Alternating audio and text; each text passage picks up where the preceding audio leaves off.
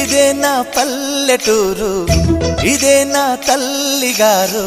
మా ఊరి పాడి పంట రాములోరి దీవెనంట. తల్లి గోదావరి నీళ్ళు కడిగే సీతమ్మ పాదాలు.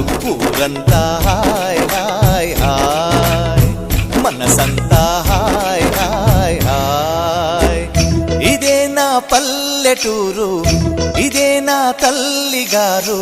మా ఊరి పాడి పంట రాములోరి దీవెనంట.